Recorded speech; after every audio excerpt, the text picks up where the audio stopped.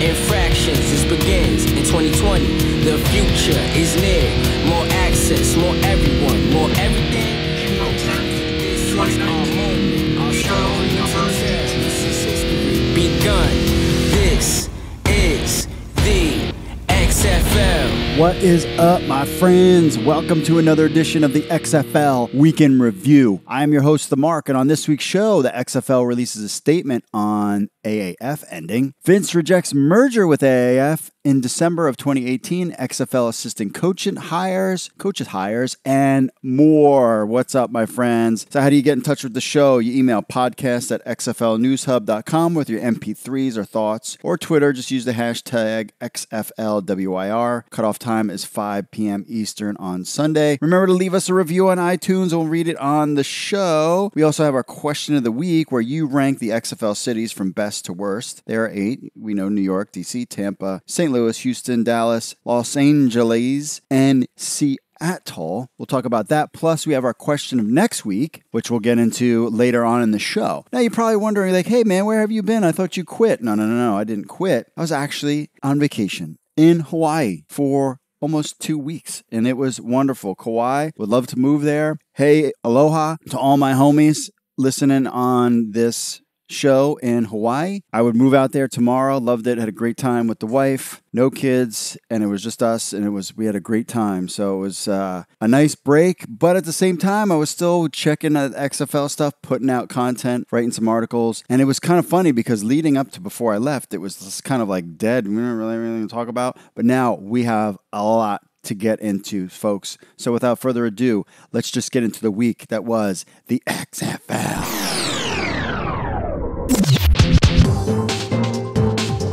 Well, as you guys know, the AAF shockingly closed their doors last week. Some surprise, some not surprise. We've talked about it on this show about my thoughts of who would win the race, XFL or AAF. And man, it didn't take long for me to be proven right. Now, the Alliance of American Football closed its doors. They shut down operations last Tuesday until further notice, signaling the end of the season and most likely the league. All eyes are now on the XFL, their main competitor in the spring football space. Following last Tuesday's news, the XFL released a statement regarding the AAF. They really needed to. Quote, "We have said all along the success or failure of other leagues will have no impact on our ability to deliver high quality, fast-paced professional football. The XFL is well-funded. We have time before kickoff to execute our business plan, and we will soon announce a national broadcast and cable TV schedule that makes it easy for fans to find our games consistently every week when we launch next February. There is no doubt that avid football fans want more, and we're excited to get going in 2020. That was their statement. According to Dan Ravel, the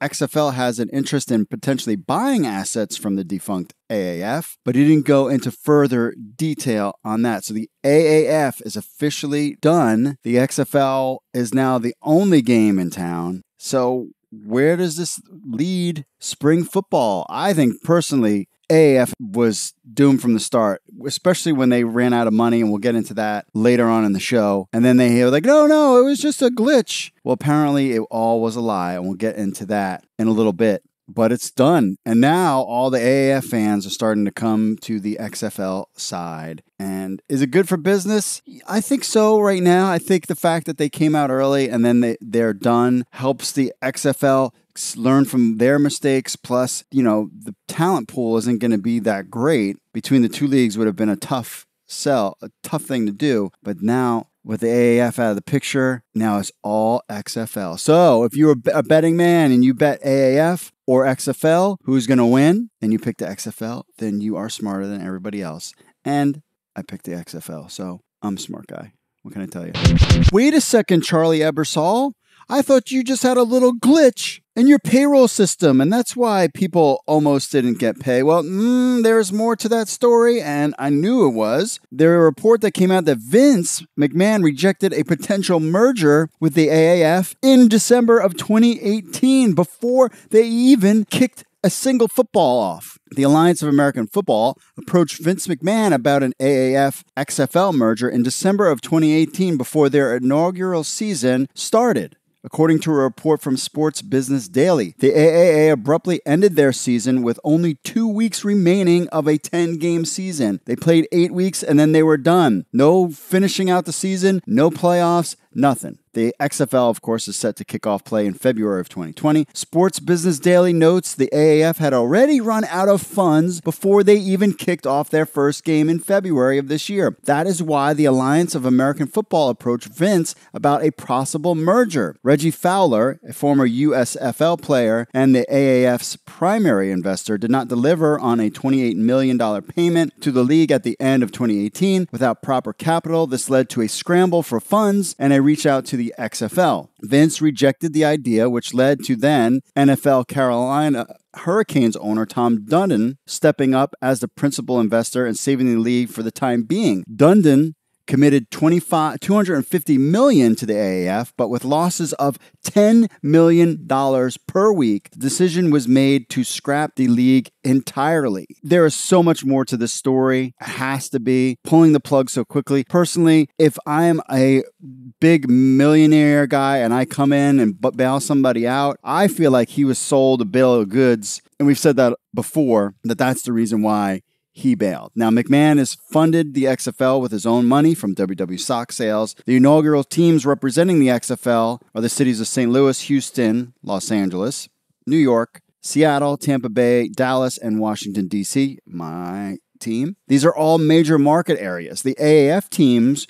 were in secondary markets. Plus, with their money problems to start, the league was of no interest to Vince and the XFL. No need to really acquire any of their assets. What do they have? Nothing really to offer them except some franchises. But again, Vince was smart and he did not have any interest in the AAF. Didn't need to. It was a disaster before it even began. Vince made the right call. He got Oliver Luck. He took his time, taking 2 years to get things set up. And hopefully, he's got plenty of money already in the bank. We'll be set for a full season or 2 or 3 of the XFL coming in 2020. Have no fear, XFL fans. We got plenty of money. According to a new SEC filing that was recently made by World Wrestling Entertainment, WWE Chairman and CEO Vince McMahon sold 3.2 million shares of WWE stock, which is worth around, I don't know, let's see, $270 million. Can I would love to give me $1 million, please. It was revealed in the filing that the sale was primarily made to fund Vince McMahon's Alpha Entertainment, LLC, which is behind the new XFL league. Vince has no current plans to sell additional shares. It was also noted that he intends to continue his role as WWE Chairman and CEO for the foreseeable future. The shares that were recently sold represent 4.1% of the total outstanding shares of stock. Vince owns 28 million shares of WWE stock, which represents approximately 36.8% of the company total shares of stocks and 80.1% of the total voting power. XFL play is set to begin in 2020. Being like the AAF and running out of money doesn't seem to be a problem for the XFL. Vince is all in.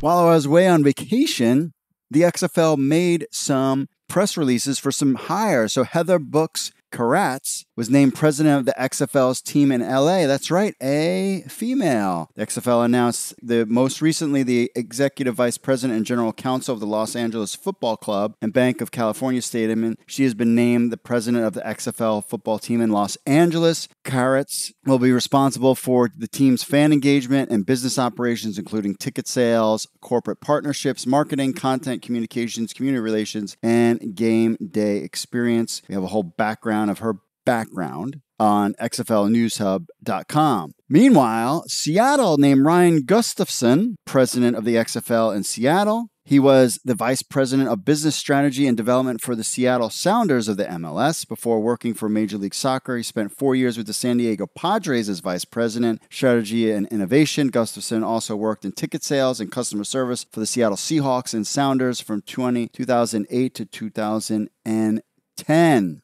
Also, DC names Eric Moses president of their team.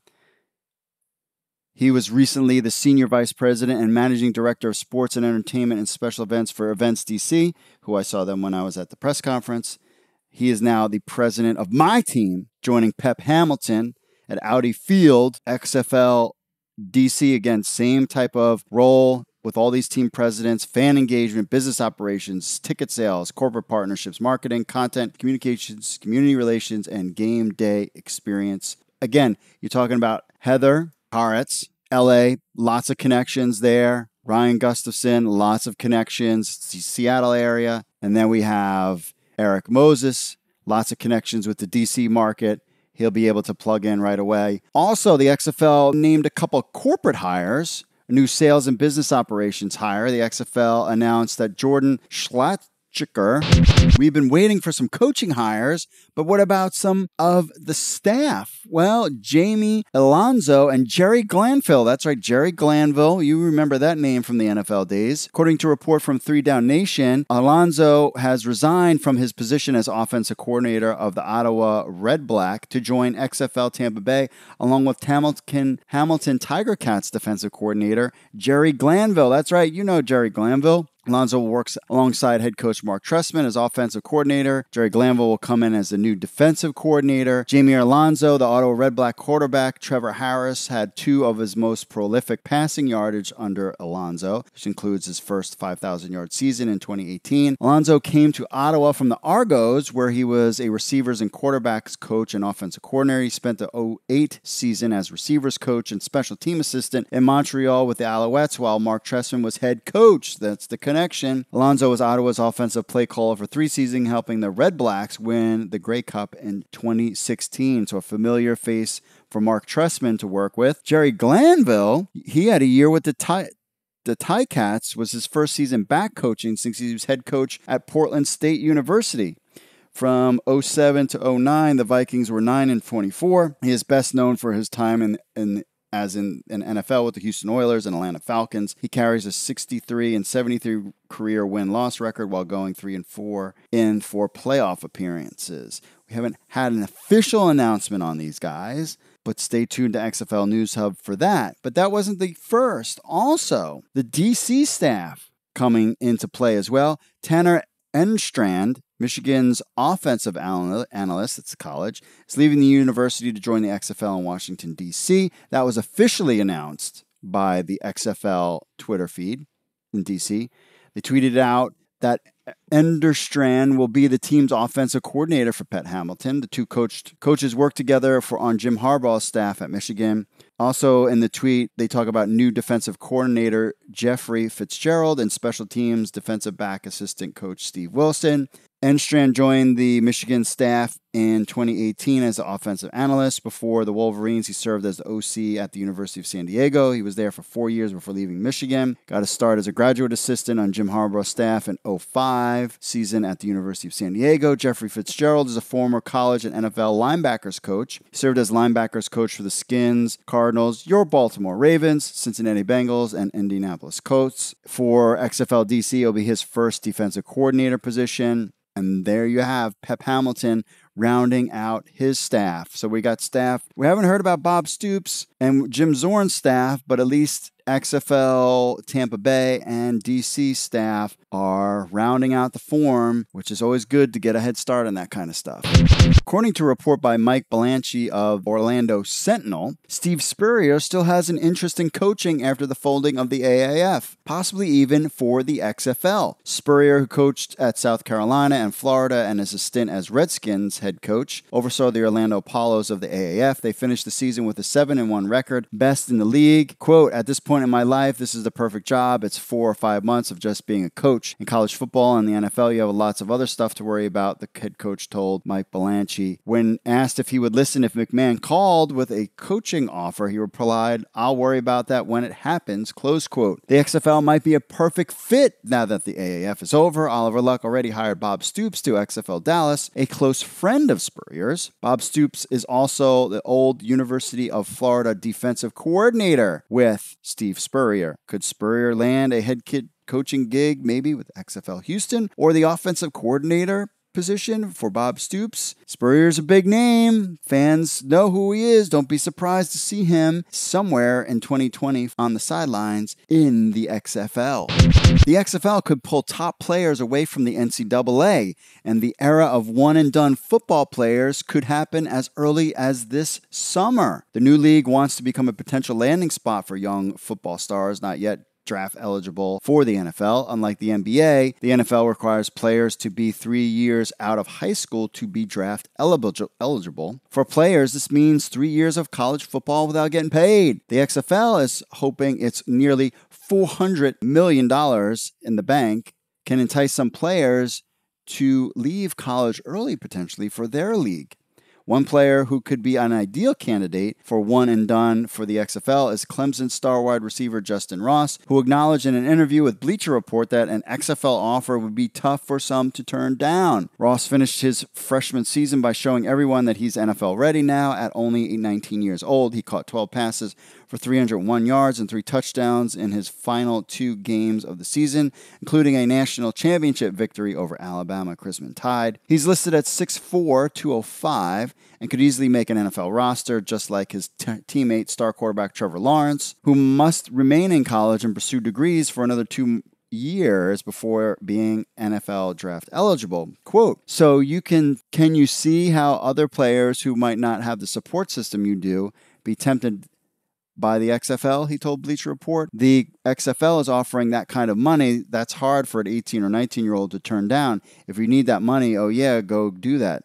Something could happen. You could get hurt. Anything can happen. You have to take care of yourself because it can be over just like that, close quote. In an email sent to several NFL agents by XFL Commissioner Oliver Luck, quote, exceptional players, close quote, joining the XFL can potentially earn more than $200,000 per year. He noted that contracts will vary from player to player. Bleacher Report pointed out that college players receive $5,000 on average every year in stipends for playing football. During the 2016-17 college football season, the NCAA reached $1 billion in revenue for the first time. Quote, I think you just have to be patient, Ross said. Just have more sense of your life after football. You can go to the XFL and do the numbers. You can get your endorsements and your money that you can fall back on after your career. But that's not happening for everyone. You're going to need something else to fall back on. Besides, my mom isn't going to let me leave college without my degree. So he's not going anywhere. This is still, once this starts to happen, you could see a trickle effect. Potentially guys that maybe are in trouble. It's an option, folks. It's an option that could potentially change college football as we know it. All right, we'll be back with your social media stuff and so much more right after this. Stay tuned. There is only one place that you can get all your XFL news. That is xflnewshub.com. We go all the way back from the beginning of time for the XFL all the way up to today's stuff, where you can follow us on Facebook, Twitter, Instagram, Pinterest, and YouTube. All those locations to get all your XFL news. We are your number one source of XFL football news from now all the way until February 2020 kickoff. So stick with xflnewshub.com for all your latest information. Follow us on all the social medias. That's xflnewshub.com. Remember it. Write it down. xflnewshub.com. All right, we are back now for our question of next week. This week we talked about ranking the XFL cities from best to worst. Next week's question: if you were Vince McMahon and Oliver Luck, would you buy the AAF? Would you be interested in doing something using the AAF? Email me, podcast@XFLNewsHub, or hit us up on the Twitters with your answer, and we'll read it on next show. But if you were Vince or Oliver, would you be interested in buying the AAF? And we'll get my take, which is probably not. Especially their names are stupid. They're not really, is that league even worth anything? Maybe I could buy it. Maybe we can buy it as fans. Let's all pool together. We'll get about $50 or $60, and we'll see if we can buy the AAF. Oh, that's a good idea. What if the fans bought the AAF? If they just pulled it in. I bet you, why couldn't they do a GoFundMe thing? But if it costs $10 million a week to do it, think outside the box, boys. Think outside the box. All right, on to the Twitters. We have Snowboarding Brian checking in, talking about the AAF folding. He said, quote, it should, since they stole the idea from the XFL. Yeah, the XFL came first. Charlie tried to redo it again, and that just, of course, we all know now that was just how could you not learn from your mistakes? How could you start a league without any money? Let alone, you can't even make payroll like the first couple weeks, or not even to get the season going. Wow. How did you even get that far? How much did this Fowler guy put in? Were you borrowing from banks? Like, huh? Anyway, the Jake Ball says, any new rumblings when the team names will be announced? It's now April and nothing. I know. Supposedly it should be this month or the end of the month, but I wonder personally that things kind of got pushed back a little bit with what was going on with the AAF, because this changes the scope. Number one, they could have been sitting back. I think XFL knew that the writing was on the wall, and they were like, well, wait a second.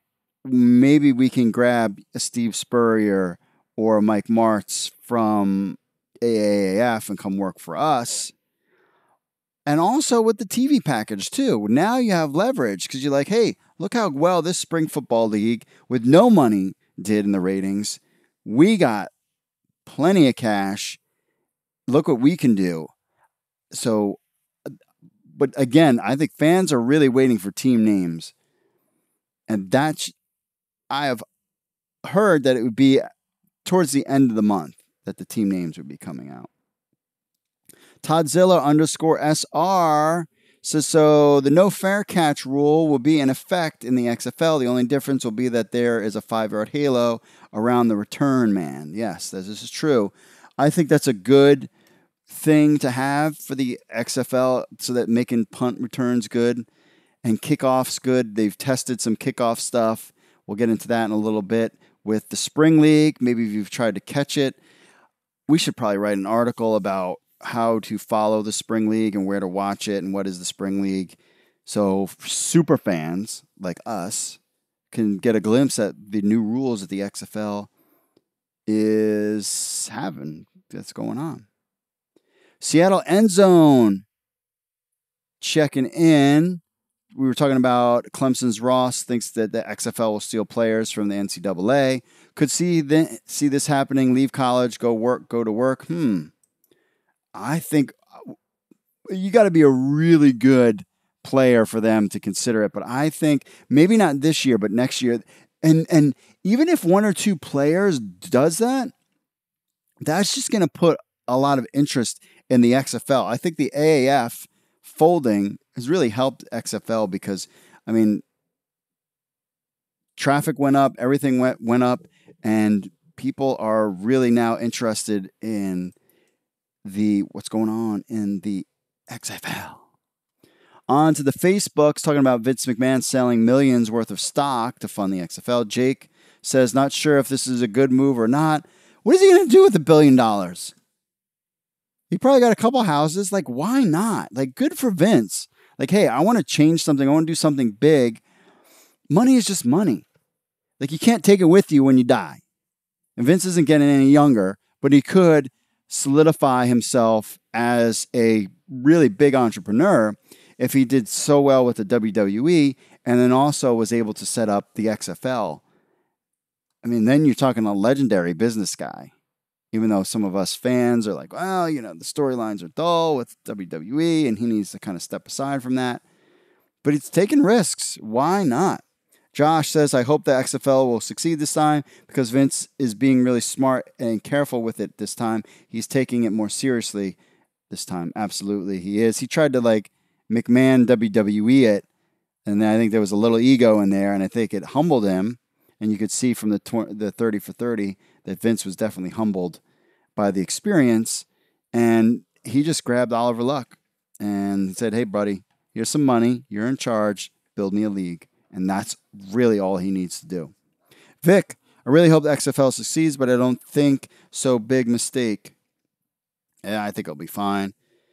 David says, should just sell the teams. I don't know what that's. Scotty said, I'd say that's a wise investment this time around. I agree.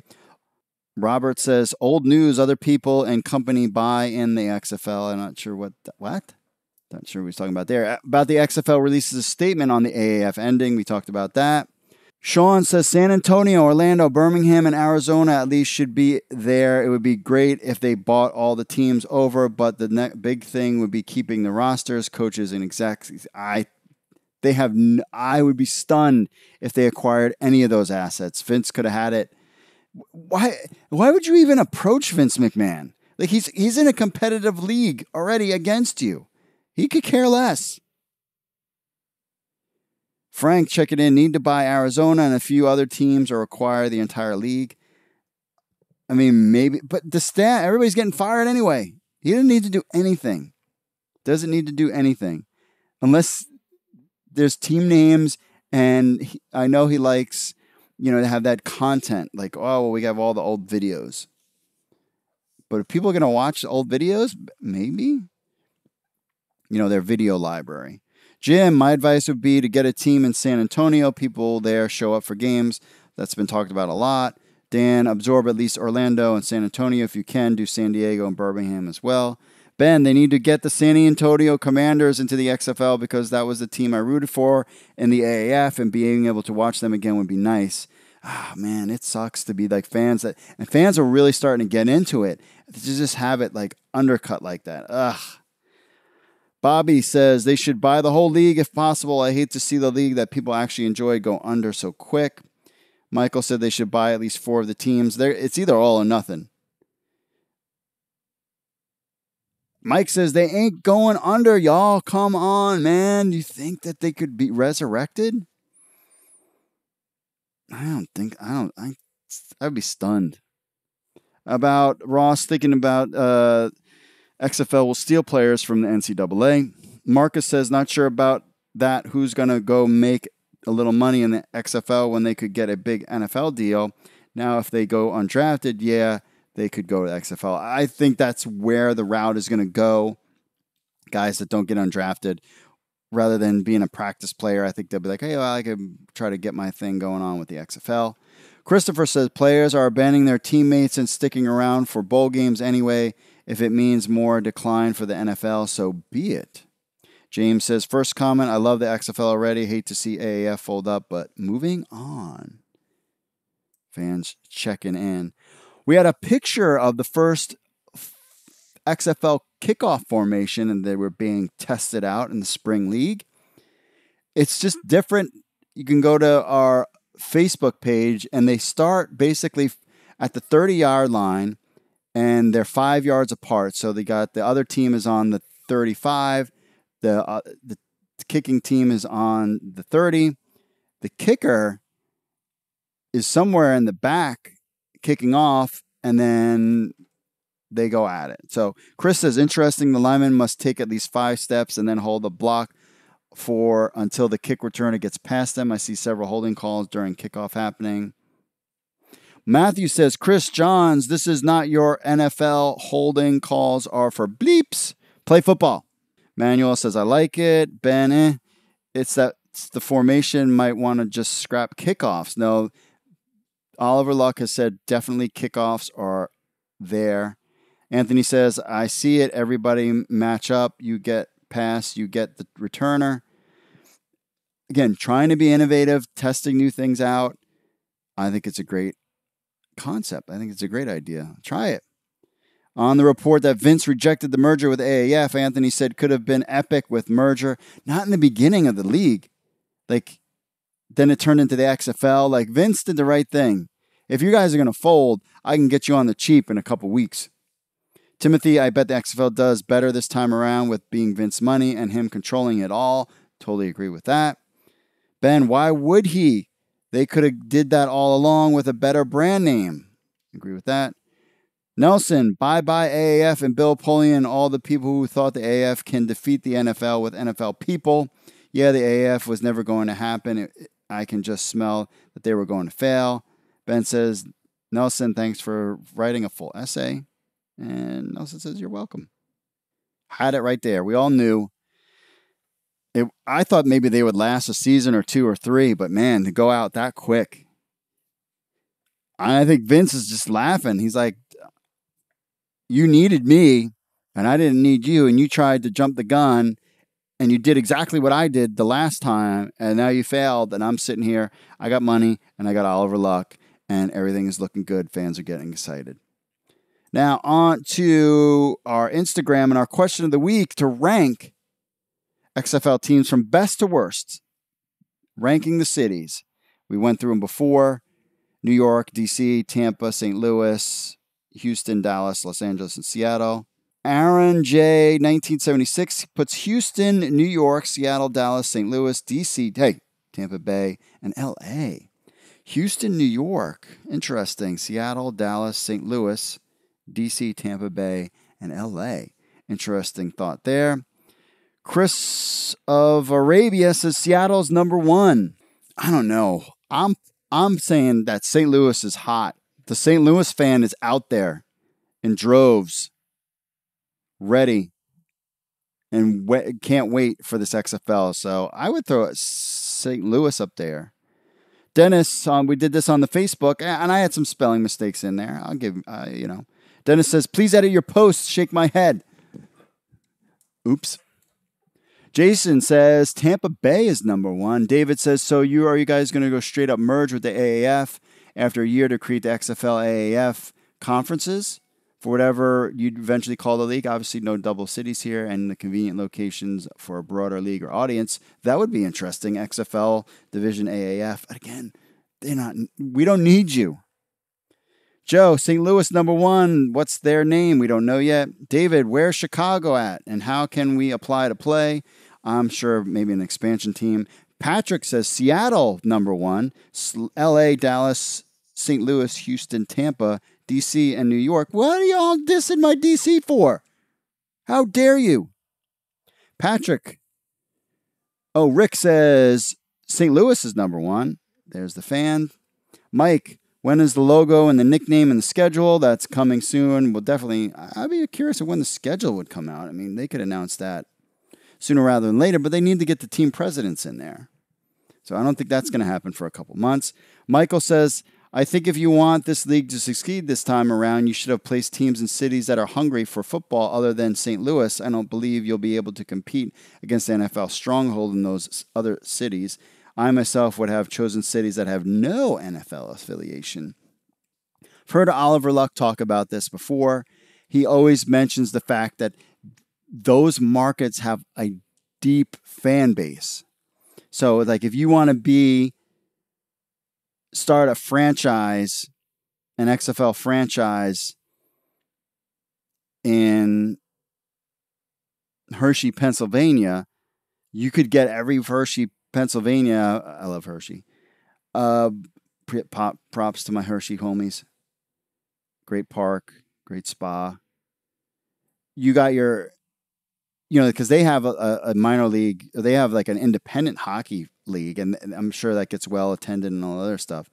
But in the New York market, even if you get 10% of the Giants and Jets fans combined, that's way more than what Hershey, Pennsylvania could provide your franchise. You see what I'm saying? And that's the thinking in the XFL. And I think, Oliver Luck has a great point.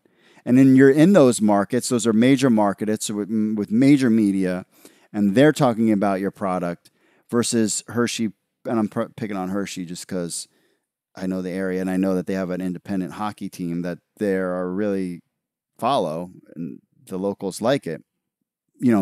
Talking about what's going on in Hershey, Pennsylvania isn't going to move the needle. But if you're in New York and LA, Dallas, they'll be talking about it on the major networks, which then gets the word out about your league. Gabriel says, where are they going to get players from? The United States. Anyone. They're going to get players from that don't make it on NFL rosters. And there's plenty of them. Dennis says St. Louis, number 1. New York, Tampa, D.C. Thank you. Dallas, Houston, Seattle, LA. People putting LA at the thing at the bottom. Gordon says Seattle, New York, Dallas, DC. Good. LA, Tampa, St. Louis, Houston. All 8 teams cover the United States, so just about every region has a team to follow. Exactly. That's the strategy behind it. Now, I was talking earlier, I forgot to mention this to you guys, but I was in, and I'm still jet lagged as a bleep, bleep, bleep, bleep, bleep, because I just got back in town not too long ago. But while I was in Hawaii, I repped my XFL hat. I have pictures wearing my XFL hat that I got. Talked about it the last podcast or two. Repping the league.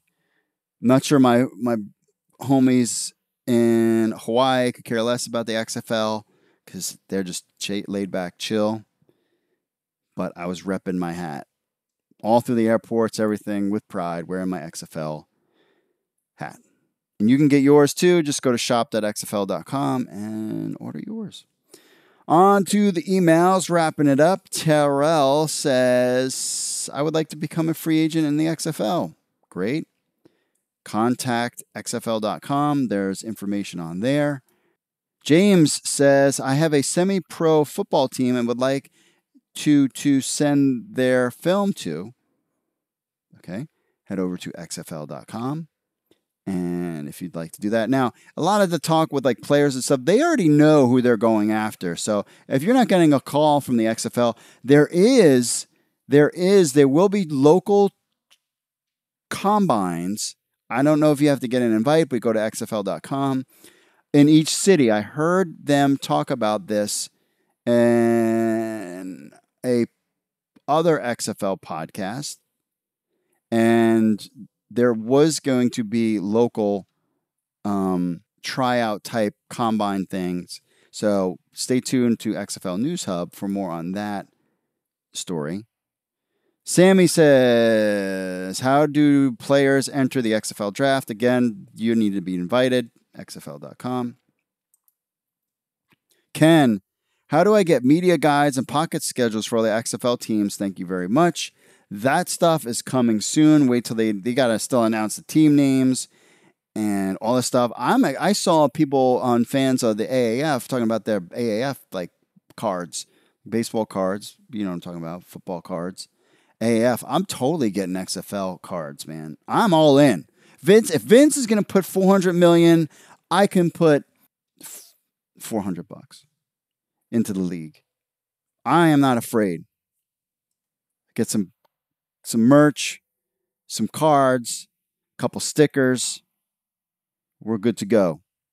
All right, finally, Nicholas, our number one emailer, checking in. So I love what the XFL is doing. I love their hires of Jeffrey Pollock as well as Oliver Luck. Only time will tell if it will succeed.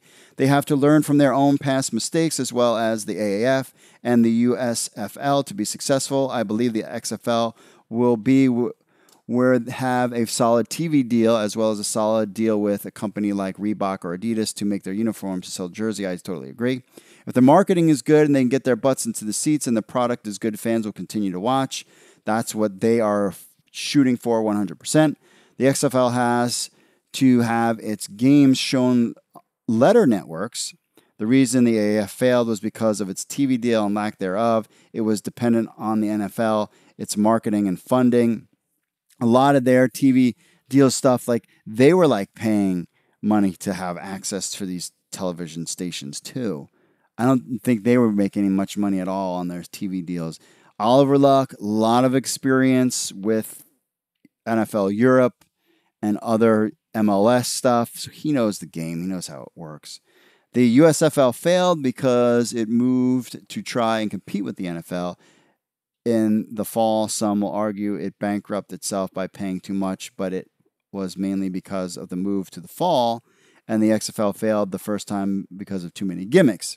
If the XFL 2020 can learn from those mistakes, there's a very good chance of succeeding. I love the presidents they have been hiring because they are so key to success in the league. While be going forward, it appears they are on the right track. Nicholas, checking in, our number one emailer. Always checking in. Thanks for the email, my friend. And thanks for y'all to listening. I am back in the saddle, back. We got our XFL News Hub site doing really well. If you want to be part of the show, remember you can email podcast@xflnewshub.com like our friends did. Follow us on Facebook, Twitter, Instagram, and YouTube especially. XFL News Hub. We are growing there. Our YouTube channel is growing, putting some cool content out on there. Remember, leave us a review on iTunes and we'll read it on the next show. And you can listen to us on iTunes, Spotify, YouTubes, and the Stitchers. All right, hopefully more important signings of coaches. Maybe we can get a coach this week. That would be great.